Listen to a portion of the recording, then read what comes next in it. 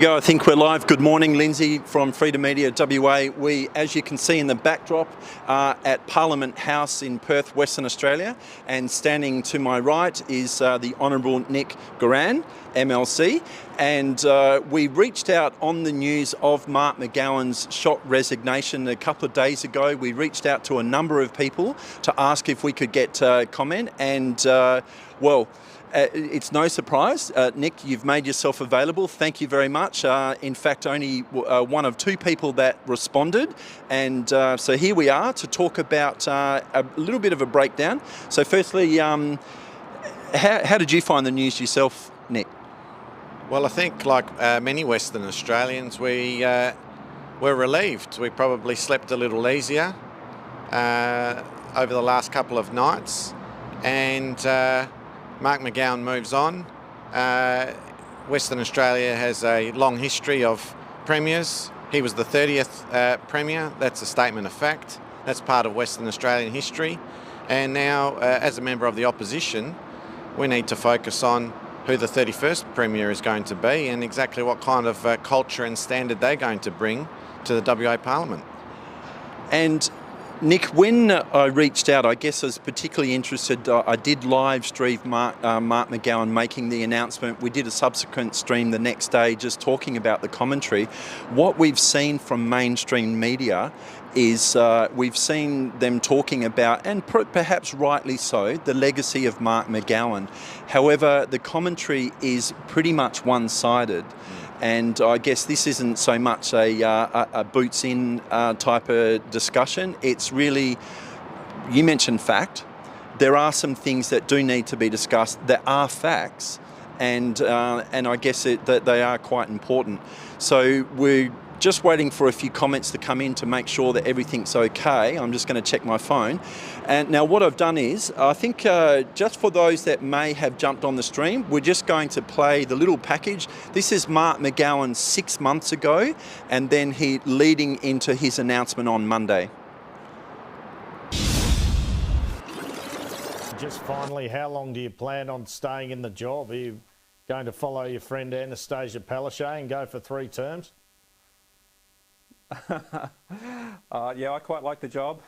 People of Western Australia have been very good to me.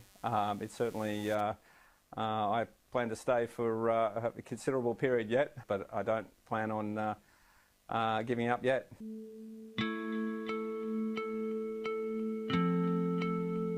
Today I'm announcing that I'll be stepping down as Premier and as Member for Rockingham. Therefore, I'll be resigning as Premier and Member for Rockingham. This week will be my final week.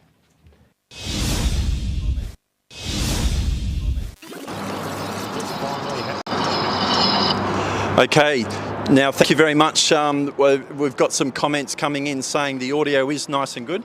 So I guess that would be of no surprise, as some of the press conference of Mark McGowan to yourself, Nick Goiran.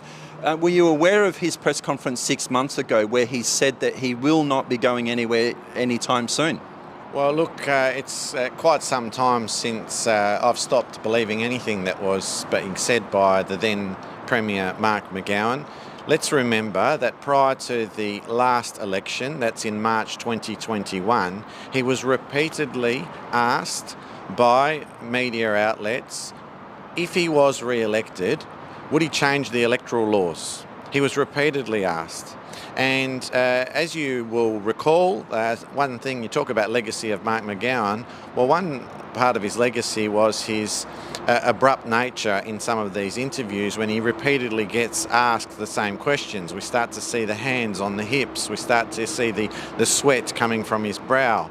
And his response was that it was not on the agenda, and he repeated that many times to this question of whether he would change the electoral laws if he was re-elected.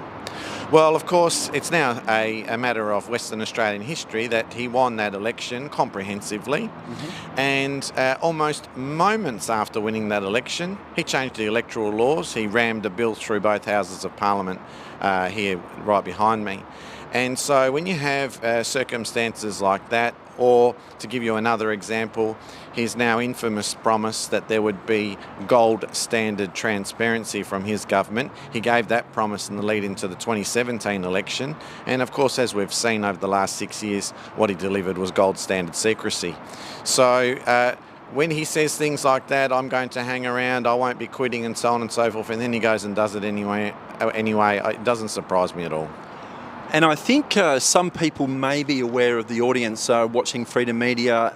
One of the things, as we've seen, mainstream media have spoken about one part of Mark McGowan's legacy. There is a question when you talk about changing the rules around the electoral process, that there is currently a crime and corruption investigation in relation to electoral officers for the Labor government. Whether that is a reason why Mark McGowan's has gone. Nick, you did mention the gold standard in transparency. I guess that will go down in history. To make it easier for Clayton, Mark McGowan did make a comment in his press conference where he spoke about that he doesn't like confrontation. So let's just have a look at that. I'll tell you something. I'm not naturally a combative person. I don't think I'm naturally a combative person. I'm not naturally confrontational.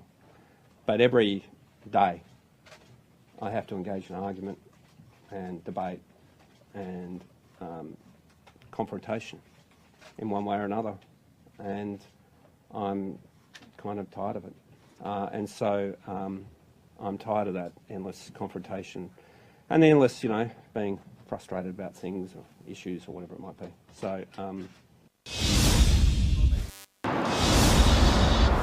I'll tell you something. So thank you very much for the comments. We love seeing when people are interactive, and that's what it's all about. This is live. It's certainly not scripted, and it doesn't get any more real than having a current sitting member. Lindsay, if it's scripted, you didn't give me the script. And we certainly haven't seen the opportunity for independent media to come into any of the press conferences at Mark McGowan. So we've just heard him say that he doesn't like confrontation. Nick, if you don't like confrontation as a parliamentarian, as a politician, and you made that promise of gold standard of transparency, but it's been shrouded in secrecy, would that not create the friction that he is now saying he's exhausted and tired from? Well, exactly right. You see, when he says he doesn't like confrontation and he doesn't like the conflict, what he actually means is he doesn't like accountability. We need to be able to translate what he is really saying, because it makes no sense for a person like Mark McGowan to say that he doesn't like the conflict, he doesn't like the confrontation, when he has been an absolute specialist, particularly in recent years, in creating conflict, in creating this type of controversies, of vilifying anybody who dares ask a question. And as I say, we've seen the hands on the hips, we've seen the sweat coming from the brow anytime somebody wants to ask a question that needs to be asked. So it's completely unbelievable for him to say that that was a point of concern for him. As you say, if he's really concerned about that, then why not adhere to his own promised standard of gold standard of transparency? Instead, every time we ask a question, there has been evasion, there's been secrecy. Will you table a document? No, he won't respond to that, he won't table it. And there's a multitude of examples that we can go through. And I think, I'll just drop this here. So if we're talking about the gold standard of transparency, Mark McGowan did also cite in his press conference on Monday that he believes that he's left the state in a better condition as to how he found that. So I guess it's no surprise that mainstream media did not ask any questions in relation to that. Just got a couple of dot points I want to put to you, Nick Goiran, if I may, and we have the Geraldton Regional Hospital budget blowout by $50 million. It was forecast to be $72 million. It's now up around $122 million. $3.9 million cost blowout for the mental health revamp, the step up, step down facilities in Karratha and Broome. $3.9 million blowout right there. Of course, we now have the, up until Monday or yesterday, I think it was, the Transport Minister, Rita Scaffotti, and now the Deputy Premier with her management of the Metronet. Huge, massive cost blowouts. Budgeted $3 million. It's now blowing out $6 million to $10 million, a 300% increase. We go on, we look at the RATS program. Initially, healthcare workers and returning travellers were budgeted for their ability to be able to continue working. $3 million was the spend on that. $580 million blowout there. And of course, the Auditor General, Caroline Spencer, has marked some comments there saying it's around twice the cost of what they could have spent on the Bunbury Regional Hospital. And she also noted a short period of time that the program lacked due consideration without evidence and coordinated planning. I'm sure these are just some big numbers. We're not talking pocket change, big coin here. That's right. And so Mark McGowan says that he has left the state in a better position than what he had originally. Well, let's just test that. I mean, use any particular metric and see if that is actually a true statement that he has said. Well, in Parliament we have an independent auditor. The independent auditor is the Auditor General of Western Australia. She doesn't belong to any particular political party. She is paid by the taxpayers, and it's a position in Parliament to essentially audit government on various things. When we talk about the RATS, the Rapid Antigen Testing scheme, as you point out, Lindsay, it was a government scheme that was supposed to cost $3 million.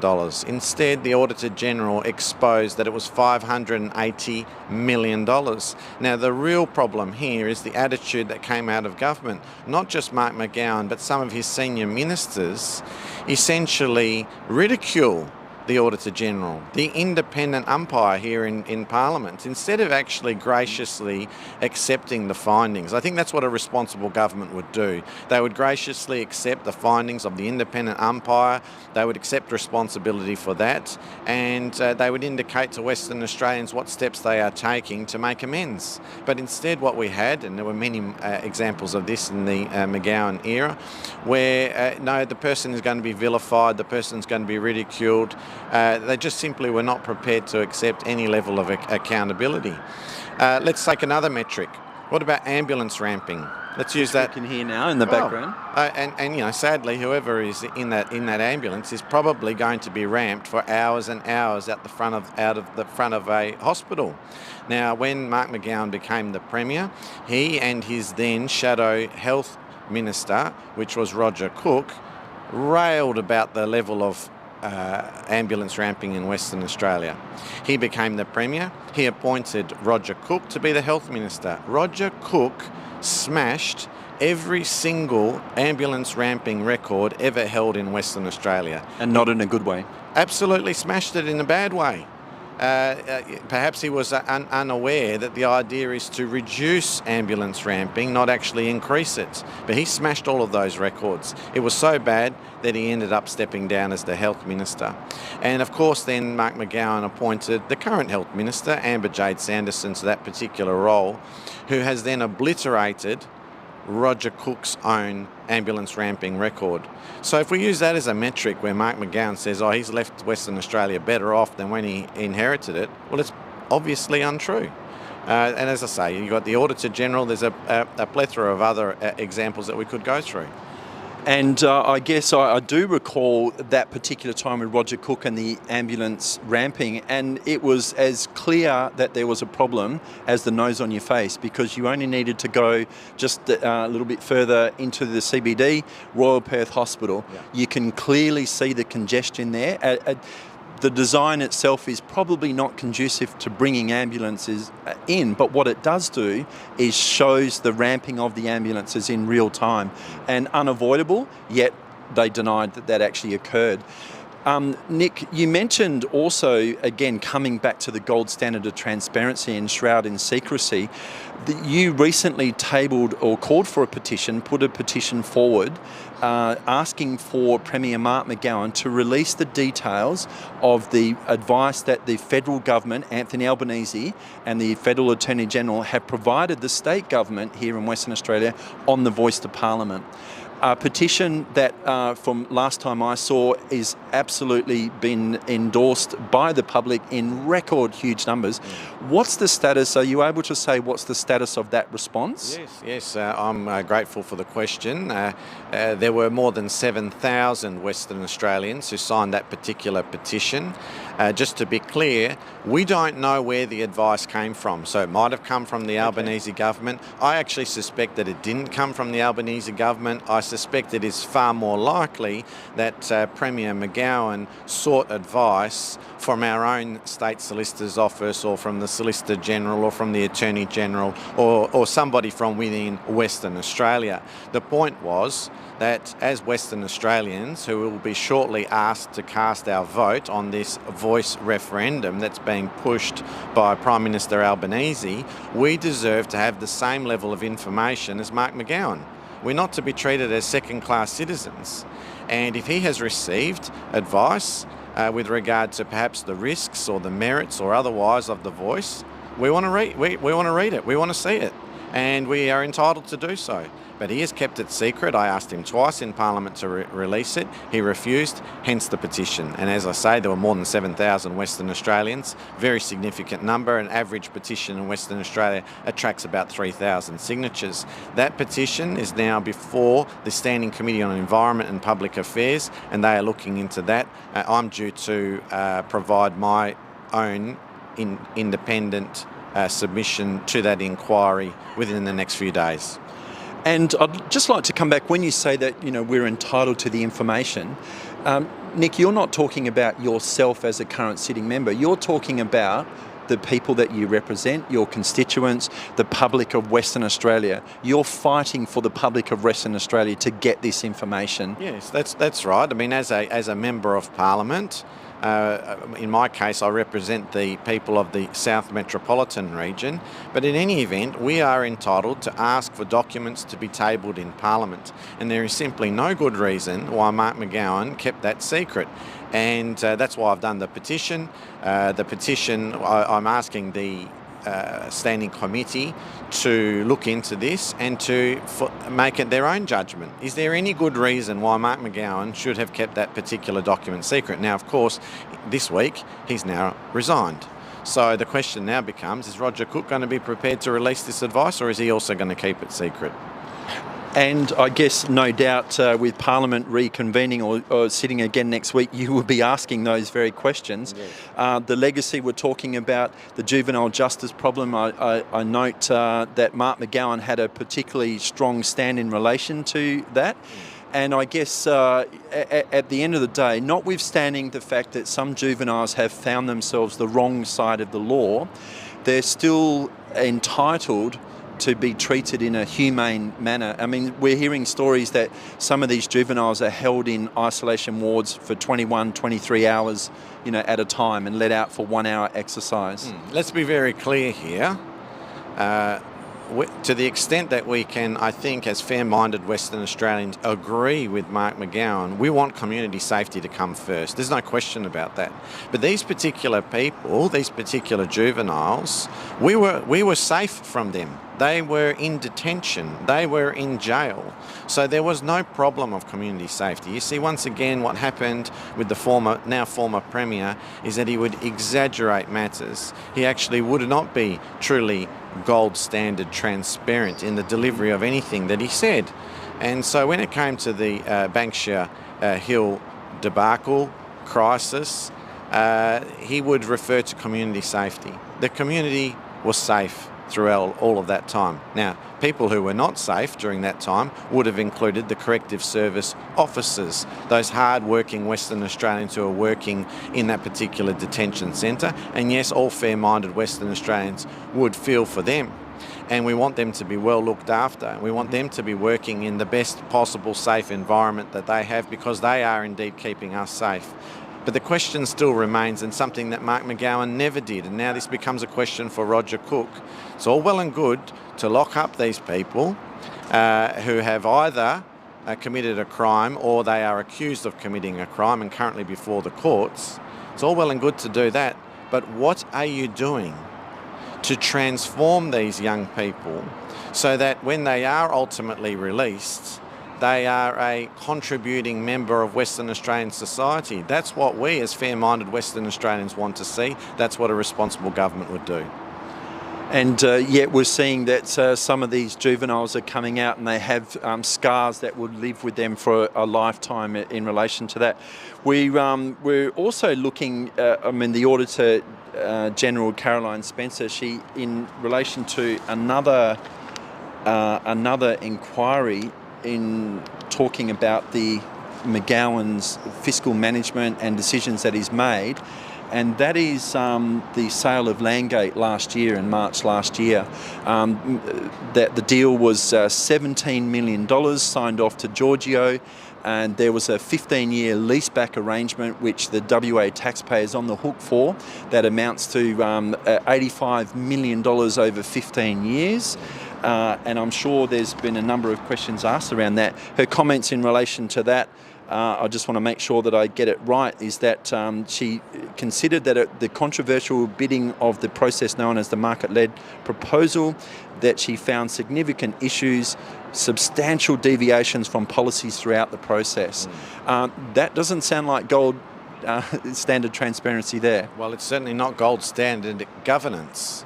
And so once again, this independent umpire, this independent auditor, this person who is appointed by Parliament, and this position, the Auditor General, has been in place for years and years for successive governments. It's an important accountability mechanism in our modern democracy. It's something that should be supported. But it's one thing to support it, it's one thing to have it, but then you have to respect the outcome. And consistently, under the term of the McGowan government, they disrespected the opinions of the Auditor General. I mean, when can you recall of a time where the Auditor General made one of these findings, and can you recall a circumstance where Mr McGowan would sit there or stand there and accept responsibility? And would he make amends? Never. Never happened during the 6 years of his term. And as I say, that's now a matter for history. He's the 30th Premier. My concern now is, what is the culture going to be like with the 31st Premier, Roger Cook? Is it going to be more of the same, or can we expect a different outcome? Is he going to commit to gold standard transparency? Because clearly he was a Deputy Premier who was at the helm of a government that delivered gold standard secrecy. Is that going to change? Are they going to do something about the ambulance ramping? Are they going to make amends for the blowouts in Metronet or rat tests? You might also be aware, Lindsay, that recently I've been asking about parolees who are out on the run. Would you believe that it took months before a parolee's parole was cancelled? He had gone missing. The government had lost him.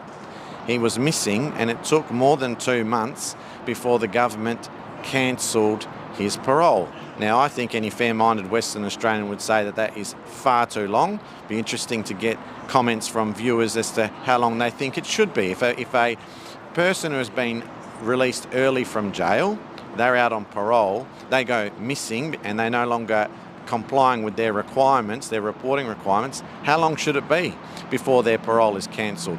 Should it be 2 hours, 2 days, 2 weeks, 2 months? Well, in this case, it was more than 2 months, and I think that that was outrageous. But the real concern that I still have, Lindsay, and I'll be asking Roger Cook about this when Parliament resumes the week after next, is how many of these parolees are out on the run at the moment? When I asked when Parliament was last sitting, it was incredible to have the government essentially say they don't know, and they've asked me to put it on notice, and they'll tell me when we resume. I just find it incredible that nobody in government, whether it's the Attorney General, the Corrective Services Minister, the Police Commissioner, that nobody knows how many parolees are on the run, how many fugitives are there out there at the moment. We are entitled to know this type of basic information if we're going to have a responsible government in Western Australia. And can see Arnold's comment coming in there. He feels that the appropriate window is within 7 days. And whilst there is no right or wrong answer, some would argue even 7 days is too long if you're talking about what's paramount is keeping the community safe. Wow. And the parolees for a reason. And that... Well, I mean, how ironic that Mark McGowan would preach community safety with regard to the Banksia riots, keeping in mind that these people are behind bars. So the community is actually safe, but yet he would exaggerate, he would deflect, he would create this this new issue, and he would refer to community safety, I think wrongly in that context. And yet when there is actually a community safety issue with dangerous offenders out on the run, fugitives in our Western Australian community, no comment whatsoever on him. He's been completely silent on that, as has Roger Cook, and these are the questions that need to be asked when we resume in Parliament. And I can see Becky's comment there. She's asking about the review in relation to the mandate. So I guess that's actually the first time we spoke. We did a stream about that where you encourage people to make a submission. I guess that the can has got a long way to go down the road for that, and it probably wouldn't be overdue, that particular process. So Becky, not really sure in relation to that. But can I say on that though, in response to Becky, Lindsay, that I am monitoring that, and in fact when Parliament was last sitting, I was asking about the deadlines in relation to that. Of course, Mark McGowan was evasive in his answering, but what he did reveal, which was interesting, is that the report will be provided to Cabinet first. That is, the Premier and his ministers, they will get to have, if you like, a sneak peek. They will get to see that report first. And then I have been calling for it to be released immediately, so that every Western Australian can see what this independent review of the handling of COVID actually details. We know that there have been other pieces of information that the government have kept secret. You'll recall, Lindsay, that I've been calling for the health advice and the health modelling to be released. And of course, we had a very contemptuous response back from the Health Minister, Amber Jade Sanderson, who said to a parliamentary committee that she found it very disappointing that Western Australians would ask for this kind of information. Well, she might find it disappointing, but the real story here is it still hasn't been released and it continues to be kept secret. And I guess there's many people, as perhaps Becky's one of those, I'm not sure, that is still feeling the after effects of those particular mandates. Now, we know that with Roger Cook... sorry, I just want to come back, Nick. You mentioned the Auditor-General, independent body, very important process, and that any government, not necessarily the McGowan government, but any government should respect some of the findings that have come out, and they are damning for an Auditor-General to say that. Does that suggest then that the tools are missing in the toolbox to actually enable some type of enforcement proceedings? Look, I think in part the answer to that is yes. For example, there is a rule of law in Western Australia. There is a rule of law that requires a Cabinet Minister to give notice to the Auditor-General if they make a decision that they are not going to provide information to Parliament. So in other words, Lindsay, if I ask a question in Parliament and I might want to, let's take for example the secret advice on the Voice. I asked Mark McGowan, will you table the briefing note that you've received in regards to the Voice? He refused to do so. He ducked, he dived, he evaded. Now, at that particular point in time, as a matter of law, he has 14 days in which to give a notice to the Auditor-General. The problem with our system, Lindsay, is that it's a self-reporting system. You see, Mark McGowan, in that particular instance, he didn't issue his notice to the Auditor-General in 14 days, and she doesn't currently have the power to go and investigate that matter unless he self-reports. So you can see that the system is broken in that respect. It needs fixing, and I think whoever wins the 2025 election ought to commit to making sure that that is done.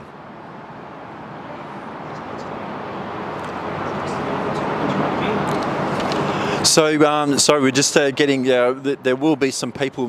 This is live. We are, and right in the background you can see there at the front door of Parliament, Western Australia. We were just getting a notice from court security that there's a group of people coming through. So they've just done that to let us know. So I did hear that Roger Cook, with his acceptance of Premier, yet to be sworn in, but he was saying that he is seeking to lead government that is reflective of his upbringing, sitting around the table with his 6 brothers and having those discussions, and that he wants to bring those values to his leadership. I guess the question is then, does that include, talking about things, what stays at the dinner table is at the dinner table, or he's going to offer transparency about that. Well, it's again, this is the question that Roger Cook needs to answer. Will he adhere to the gold standard transparency standard that Mark McGowan promised but never delivered? He should be able to answer that question. And if he says gold standard transparency is a bar too high, then what standard will he comply with? Lindsay, I think that with the change from the 30th Premier, Mark McGowan, to the 31st Premier, Roger Cook, it's an opportunity here for Western Australia. It's an opportunity for our culture to change. Instead of it being a culture of secrecy and arrogance from the government, we could have a government that takes responsibility, that is accountable, that is transparent. Absolutely. This is a real opportunity. Now, I keep in mind, I'm a Liberal. So, of course, if I'm just putting my party political hat on, I don't want Roger Cook to succeed. But as a Western Australian, we must take off those political hats. We actually want him to succeed. We want him to do the best possible job between now and March 2025 when the next election is held. Now, of course, at that particular point in time, it'll be a contest as it needs to be in our democracy. But in the meantime, we actually want him to succeed. We don't want him to fail. We don't want continuing ambulance ramping increasing. We don't want the arrogance when the Auditor General makes findings that government have misstepped. We want them to take responsibility. There is an opportunity here. Roger Cook can do that. It's entirely up to him whether he wants to continue the bad culture that we had with Mark McGowan or start afresh. Time will tell, but in the meantime, as a member of the opposition, we've got a duty, and that is to ask the questions that need to be asked. Could I ask you, Nick, from day one, once Roger Cook is sworn in as Premier, what signal would you like to see from Roger Cook that would say, I am here to do things differently, and we do want to look at some of these issues? Well, look, I think there's a number of things that he could do at first instance. I mean, the first thing would be to change the Attorney General. Now, the Attorney General in Western Australia, John Quigley, very experienced lawyer and very experienced Member of Parliament. Now, at the end of the day, we cannot forget that in the debacle that was the McGowan and Palmer defamation trial, let's not forget that Mark McGowan was found by the federal court to have defamed Clive Palmer. Clive Palmer was found to have defamed Mark McGowan as well. It was a very unedifying spectacle, all at the cost of the taxpayer. But the point with regard to the Attorney General is this, is he was found by the federal court to be unreliable, confused and confusing. Now, how can it possibly be the case that in Western Australia we would have our first law officer who has been found by a court of law to be unreliable? Now, I had previously called for Mark McGowan to make a change there. He has got a multitude of lawyers to choose from within the Western Australian Labor Party at the moment. They have got options, and that would be one thing that Roger Cook could do, which would signal he's going to do things differently rather than just giving jobs to his mates. And I'm certainly not without justification, and those that may not be aware, who may or may not have followed the Clive Palmer and Mark McGowan defamation case, when you have any person, notwithstanding the highest law person in the state, but any person gives evidence in a court hearing and then asks to resubmit that evidence, which is what John Quigley first did.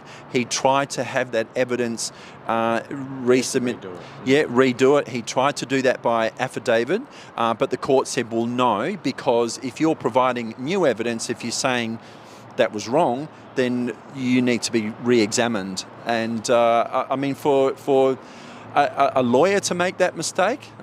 Look, and people make mistakes.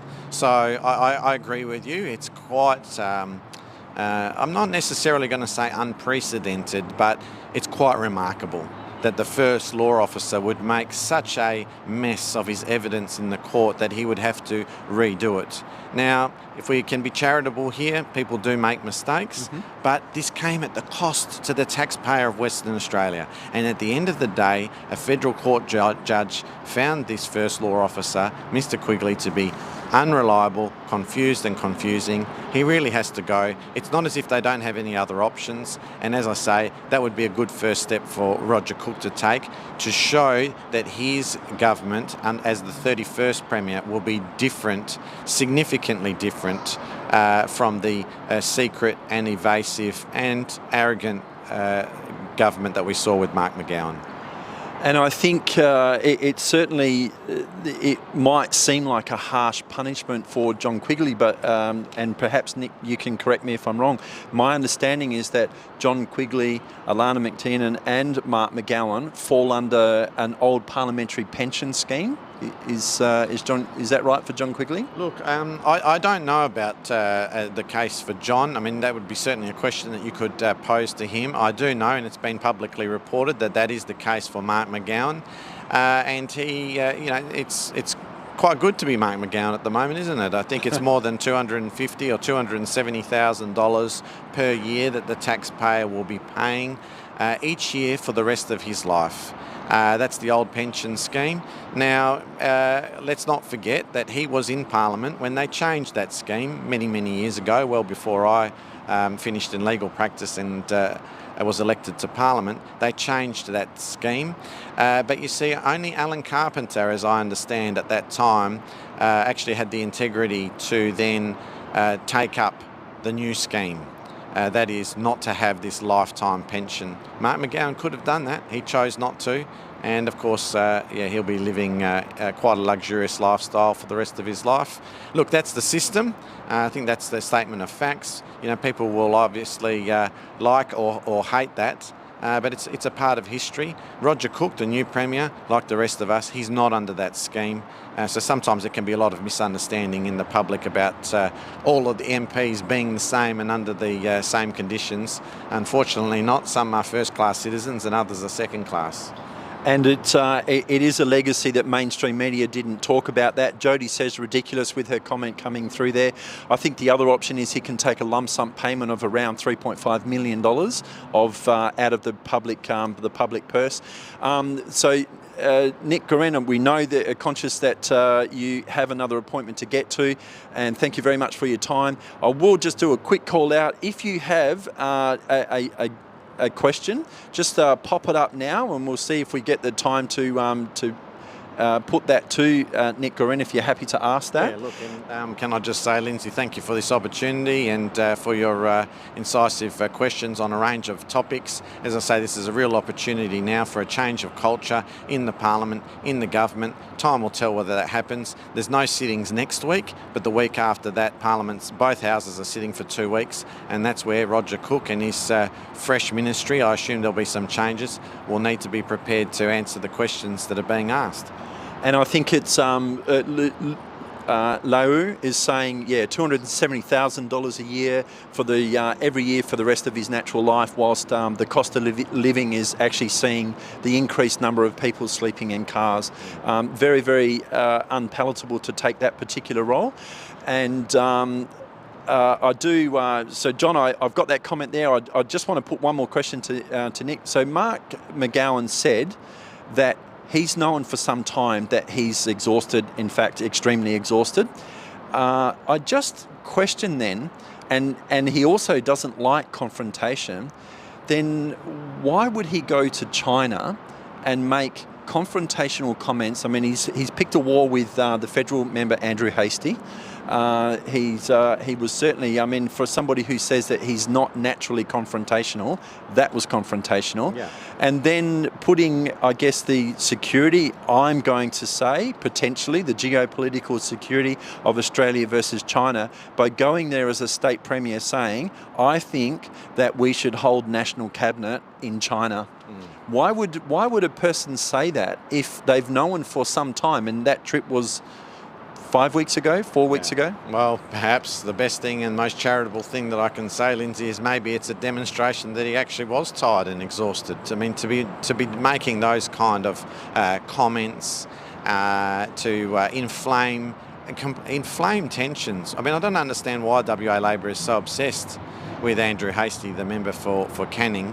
He literally is living rent-free in their minds for some reason. I don't understand the obsession. He's a very, very capable, hard-working, formidable political force. But when you're going overseas, as an Australian, as a Western Australians, back in your people. irrespective of which political party they belong to. Don't undermine them overseas. That's not the place. If you want to have a political stoush, this is the place to do it. Come to Parliament and let's have a debate on any topic on any particular day of the week. But that wasn't his approach. So maybe, look, these are signs that he actually was tired, exhausted. Look, I can say, again, charitably, it's a very exhausting job, Lindsay. You know, a lot of jokes get told about members of Parliament, but those of us who are trying to do the job to the very best of our abilities, we're working non-stop. There's very little respite, and so it can be exhausting if you're doing the job properly. Of course, like all things in life, there are some who don't do the job properly, and of course it'd be quite cruisy or cushy for them. Mark McGowan did have a lot on his plate, as any Premier would have to do. Roger Cook's got that now. I'd rather spend my time now focusing on Roger Cook and the opportunity for a change here in Western Australia than focusing on the Mark McGowan legacy. People have got plenty of time to comment on that, I think. And I'm going to close out with John's question. He was asking about the role of Seven Media Group, whether that's something that you want to go there.